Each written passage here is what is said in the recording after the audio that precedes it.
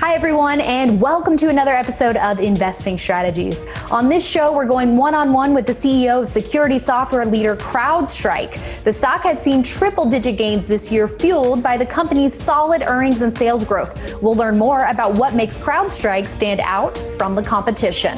Plus, IBD News editor Ed Carson breaks down how the presidential election could impact the stock market and how you should handle your portfolio in the lead-up and the aftermath. And we'll take a step back from our look at the market volatility with a discussion about the best strategies for long-term investing with ETFs. Investing Strategies starts right now.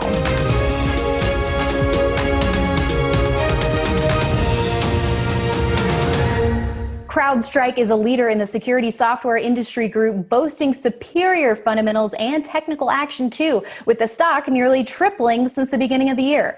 And joining us now with an inside look at what's driving this impressive growth is CrowdStrike President, CEO, and co-founder George Kurtz. Thanks for joining me today, George. Great to be here.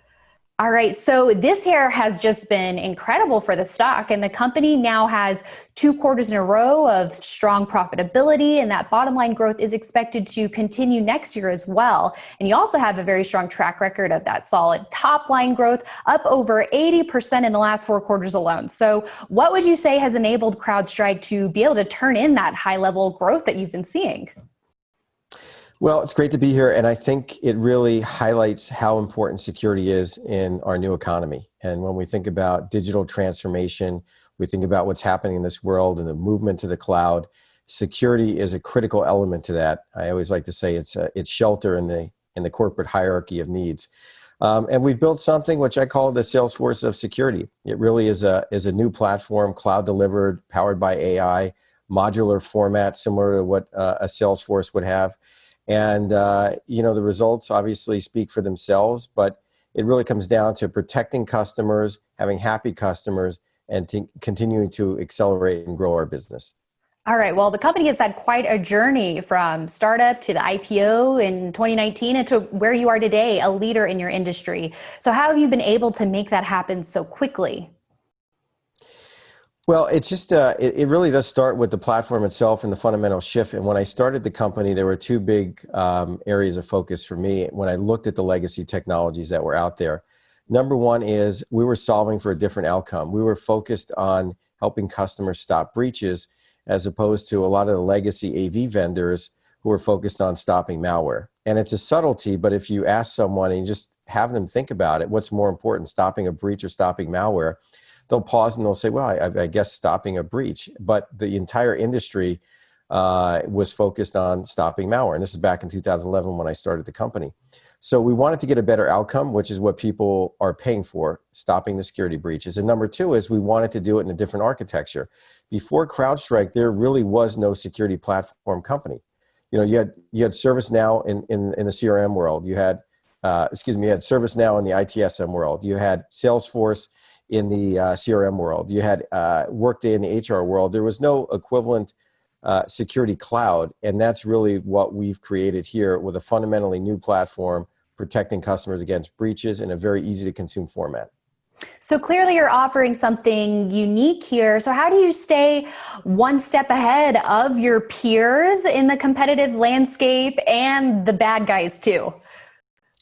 Well, we always get this question, why is it different this time in security? Is a better mousetrap going to come along? And I think the answer is, again, it starts with the platform, the ease of deployment, the fact that we protect some of the largest companies in the world. Last earnings call, I talked about how we protect Linux workloads, and Zoom is a big customer of ours now, critical workloads. And this isn't just about protecting desktops and servers. And the industry we get lumped into is called the endpoint security industry, but to be honest, I think that's a little bit limiting. We're really focused on protecting workloads, right? And an endpoint, a desktop and a server is a workload, but you have all these cloud workloads. They're virtual, they're serverless, they're containers, IoT devices, mobile devices. And it's a massive opportunity for us delivered with the right platform, cloud-based, powered by AI, delivering real outcome and results. Right. And talk to us a little bit about your acquisition strategy. We know there's the recent announcement about preempt security. So how is that playing into the growth and fueling further gains for the company? Well, we're really excited about Preempt. It's in the zero trust space, and we believe that identity and endpoint are two fundamental components of having a secure architecture. And we heard this time and time again in talking to our customers. We want to understand the health of the endpoint. Obviously, we want to protect it, but we also want to have visibility and understand the health of it. And we want to combine that with identity. So you have an asset in the endpoints or workloads, and you have an identity, who's logged in, who's doing something with it. And there's no better company than CrowdStrike to be able to provide that visibility, which is fantastic. And then how does that work? Well, we can supply that information to partners like Okta, so they can make conditional access determinations. So if someone is trying to log in from somewhere we've never seen before and they're unknown, we can continue to challenge them to make sure that they are who they say they are. And that will work with a lot of the identity brokers like Okta and Ping and others. All right. And looking ahead, because as we've established, the company has just such a great track record of turning in solid growth quarter after quarter. So when you're looking at the future, what is going to help continue to fuel that growth at the pace that we've been seeing? Well, again, I think it's getting the right outcome for customers. It's easy to use, easy to deploy. We talked on our last earnings call about a financial institution that was up and running in a couple of weeks, right? A massive, massive organization, and is really probably limited to how fast they can deploy. But when you have a SaaS offering, you have that architecture to get immediate time to value. And I think when you look at our results, and one of the areas that we've talked about in the past is our net retention rates. We talk about them being greater than 120%. We continue to cross-sell into our customer base. Once we have a customer, we have great sales efficiency to be able to cross-sell into them. And one of the areas in our last earnings call that we mentioned was our magic number, which is really a measure of sales efficiency of 1.3, which is unbelievably good in terms of sales efficiency and how effective we are in being able to cross-sell into our customer base. All right. Well, so for the software sector in general, I think there have been a lot of opportunities for companies in the wake of COVID-19. And, you mentioned Zoom being a key customer. In what other ways has COVID-19 presented further opportunities for growth for the company? Well, people talk about work from home. We like to say work from anywhere, because what I can tell you is the way we were doing things before COVID, certainly not the way we're going to do things going forward, right? I don't have a crystal ball, but I do know it's going to be different.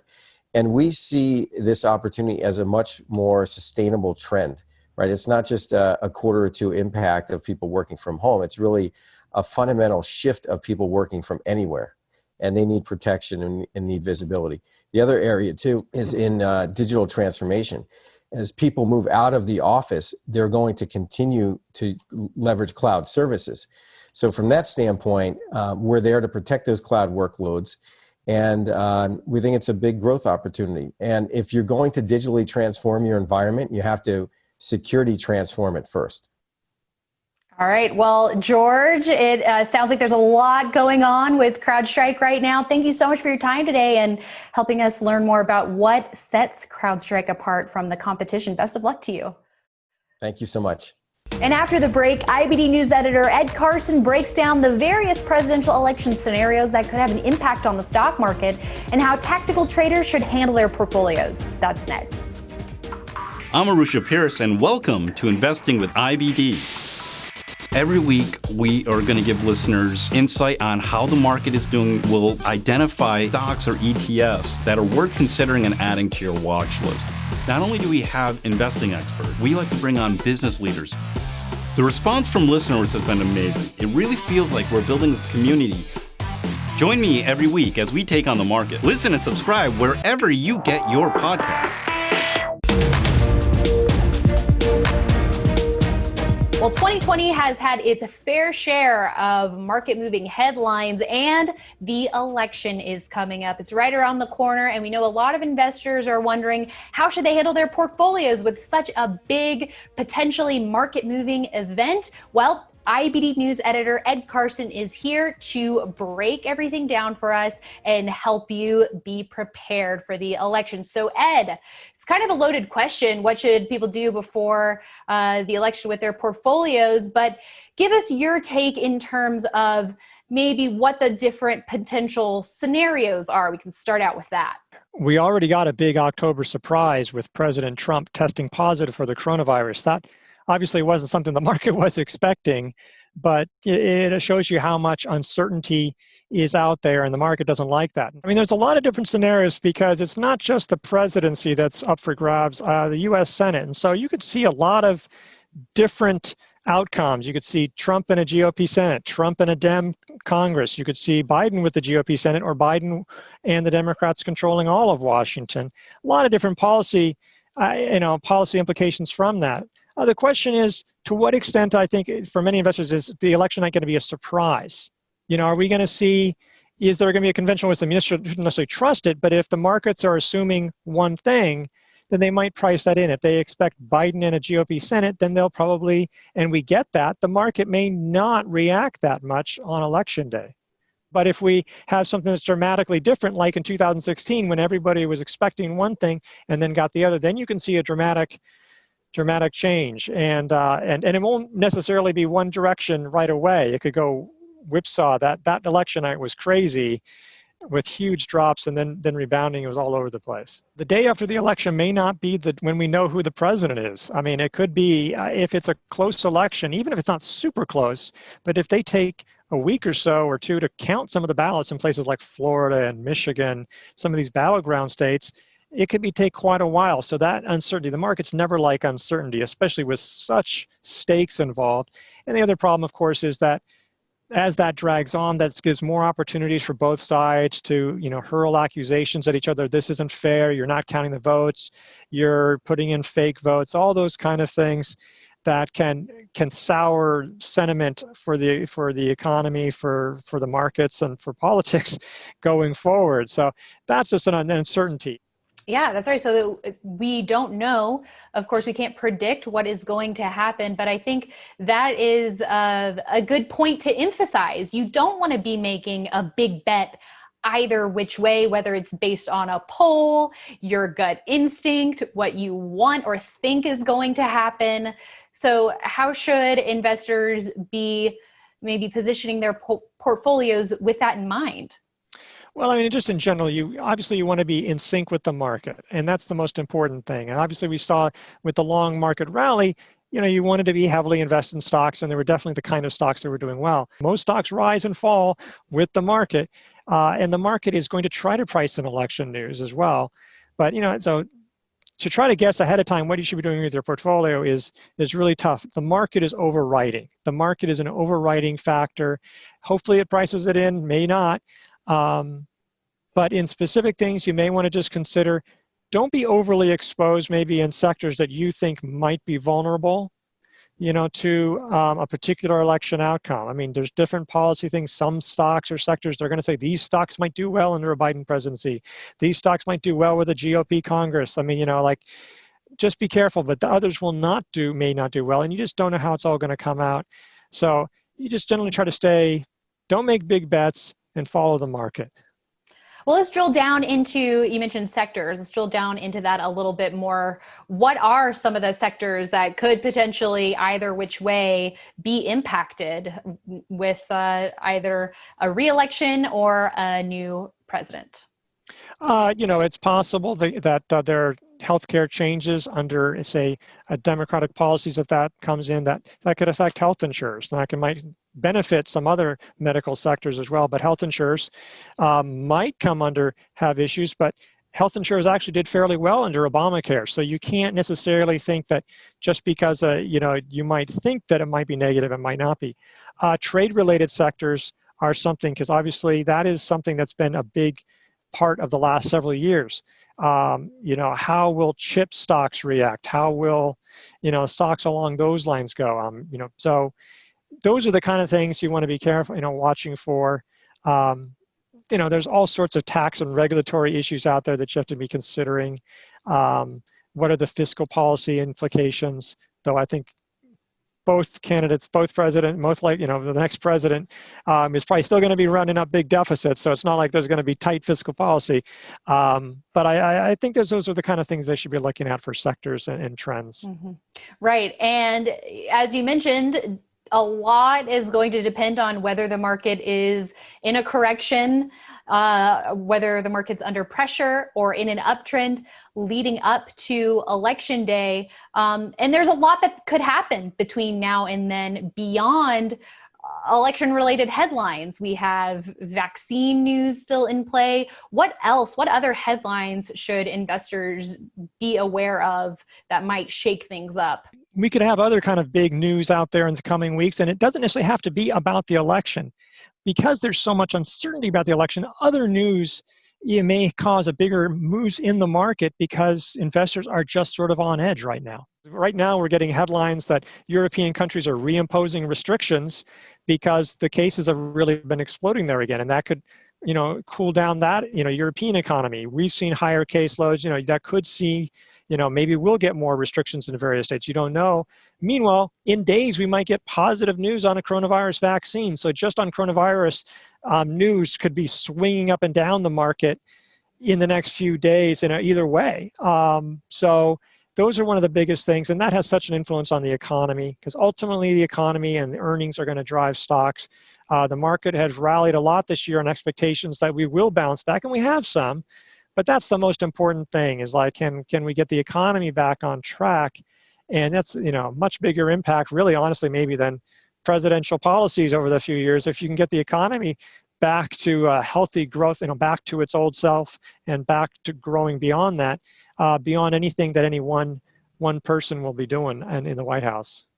Right. And I think, no matter the outcome, investors are concerned about what if there is a really big negative reaction? What do I do with my stocks? And a lot of that, in addition to the overall market conditions, comes down to your individual holdings and following sell rules. Yeah, we always talk about you want to try to keep your losses short. Like if you're holding, some comfortable gains and some solid stocks going into election, let's say the market goes down a couple percentage points. So you're just not going to be that bothered. But if if the market goes down 3% and all of a sudden stocks that were at break even are now down 5-6%, and then you have to start making really hard decisions, maybe they'll bounce right back, but you don't know if you're going to be a real trend. So, that's just a scenario that you want to make sure that, you generally, maybe holding onto your leaders, keeping your rules, your buy and sell rules sound, your portfolio in sync with the market. And if you do that, you're probably going to do fine, after this election. Yeah. And it's kind of like how we treat stocks heading into earnings. We like having enough cushion heading into the report. If you're break even, as you said, or even down a little bit, stocks can move big either which way on their earnings reports, that reaction. And this is essentially, an earnings report for your entire portfolio. Yeah, that's a great way to put it. It's a great earnings for the entire stock market. So, yeah, if you think about that, if you had earnings report on all your stocks in one day, that'd be a pretty wild day. So I understand why people are asking about what should I do with my stocks coming up, because it is a huge day. But it's probably not going to be that kind of gyrations that you might see on earnings. But so that's why you just want to keep all those kind of conditions in mind going into election day. It could be a quick night. It could be a couple of weeks or months before we find out who the president is. That would be the nightmare scenario. So, we'll just have to see as we come into toward the election, how, if that's what likelihood that is. That's right. And we are going to be prepared for changing market conditions and that battle plan that you need right there leading up and right after and onward. So we're breaking everything down in all of our content across Investors Business Daily and investors.com and IBD Live as well. So we hope you check that out. And Ed, you are a big part of IBD Live, and we really appreciate your insights today. Oh, thank you very much. All right, and coming up next, we are sitting down with IBD's own Matt Krantz to talk about ETF investing strategies for the long term. We'll be right back.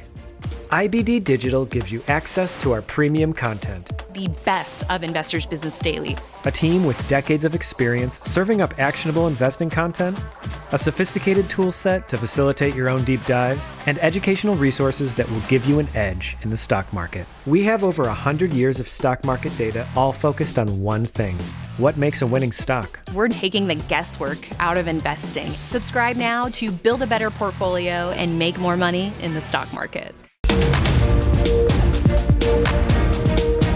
Here Here now to break down some tips and tricks for investing over the long term is IBD's personal finance and management editor, Matt Krantz. Thanks for joining me today, Matt. Thanks for having me. All right, so we have active investors, can slim, position traders, really keeping a close watch on their individual holdings. And then we have passive investors who are looking to maybe set it and forget it, but they still want big gains over the long term. So when you're thinking about how to handle your portfolio in the long run, what are some things that investors should know? Yeah, the key is, and you touched on it, is you kind of have to know what kind of investor you are.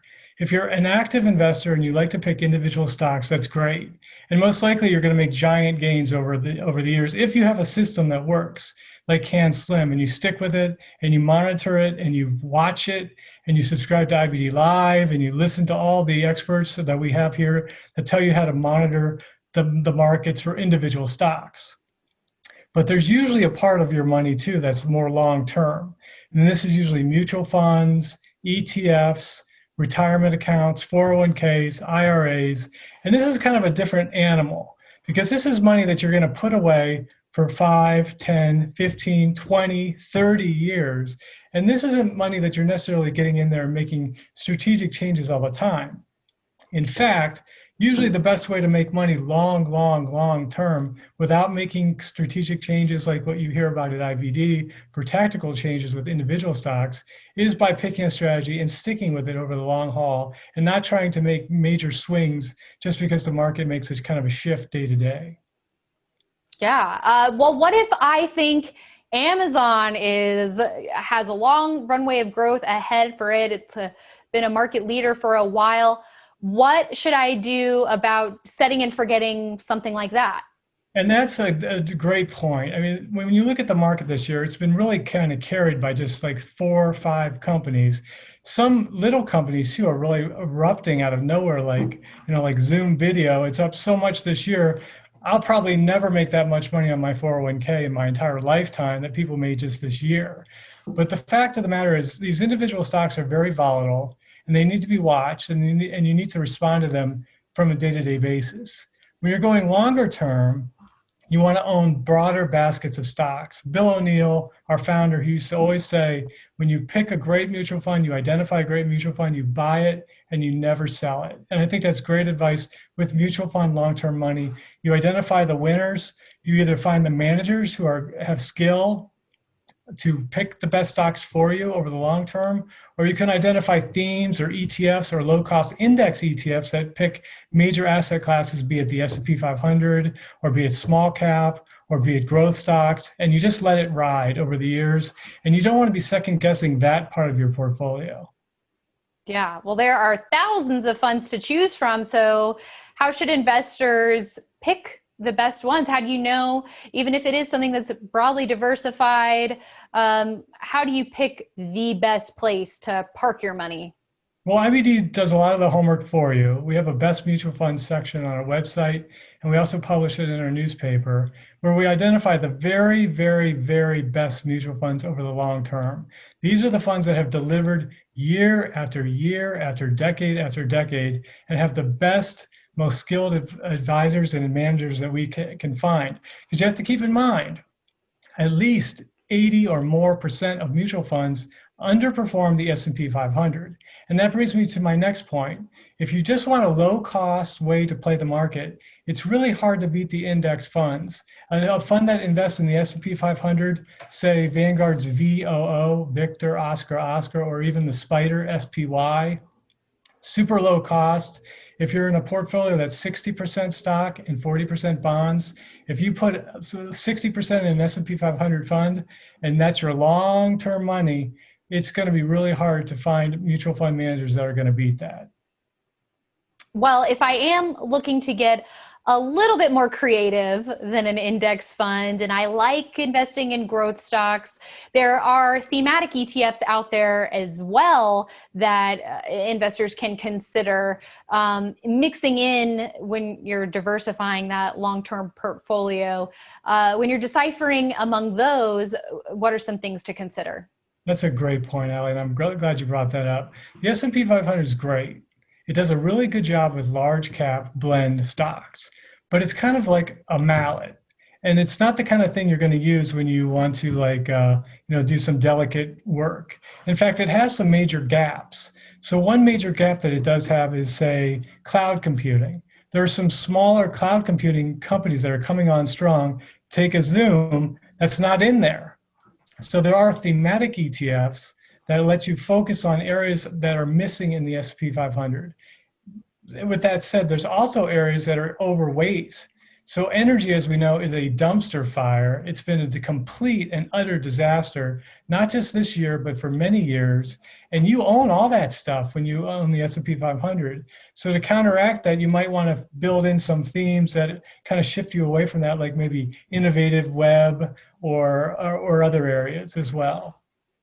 Yeah, and I guess the other thing too to remember, or at least think about, is you want to make sure that it's not a theme that might just be a flash in the pan, like pot stocks were all the rage when some of those first went public, but we're not really seeing the results there. So how do you balance when it comes to investing in thematic ETFs, but really trying to focus on the long-term performance? That's a great point, because as we said earlier, when you shift too much in your long-term portfolio, you're almost dooming yourself to subpar returns. And there's always a tempting thing out there. Electric cars, it's tempting, but now, as we're finding out recently, there's a lot of volatility in there. So that's, again, where ETFs can really come into play. So for example, video games, not a fad. They've been around for decades. It's the largest form of at-home entertainment now, even bigger than movies. You could try to pick an individual winner, but man, that's tough. So there's ETFs that you can buy that give you like an amalgamation of all the leading video game companies, not just in the US, but across the world. So if one of them has a blow up or a dud or a lemon, you're diversified and you own the ones that work. So to me, that's a classic case of where you can use a thematic ETF to kind of bolster a long-term portfolio. Yeah, and making small tweaks along the way. How do investors decide between kind of sticking it out with something that they're not really short term seeing a lot of success with, and shifting that capital elsewhere to try to boost those returns? Another great question. I'll give you two examples. So one long-term asset class that makes a lot of sense for a lot of people are small cap stocks. Small cap stocks are highly volatile. They're enough to just keep you up at night sometimes. They're unproven, they're risky, but man, do they deliver over the long term. Small cap stocks, because of their off the charts risk, tend to do really, really well over the long period of time, which we're talking about. So you may get a year where you're down 20% on your small caps, and you can buy small cap ETFs. But in that case, you want to stay the course. But there's other asset classes that aren't like that. So one that's just bringing a lot of attention right now are value stocks. The academics tell us that value stocks are superior over the long term, that they are riskier, they're cheaper, so they give you better return. But you know what? They just have not delivered. They've lagged growth stocks for 10 years. This has never happened in history. And I've talked to advisors, the clients they've just had it. And what they've realized, the advisors say, look, the academics may be right. It may be possible that value stocks are better in the long term, but you know what? We're human. And at some point, we can't bear the pain. And advisors that even specialize in value stocks are having their clients say, I'm done. Get me out of this. So what they've learned is that our threshold for pain has to be factored in as well. And even though something should happen, it doesn't, you need to make an adjustment, or you're just going to make a bad decision. So a lot of these value managers are starting to shift into growth because their clients just can't take the pain anymore. Yeah, well, there's a lot to consider, and we do know that without risk, there's no reward, but investing over the long term is something that is so very important. So we really appreciate all of these takeaways today, Matt. Absolutely. Thanks for having me. All right, and thank you for watching this episode of Investing Strategies for Investors Business Daily. I'm Alyssa Corum.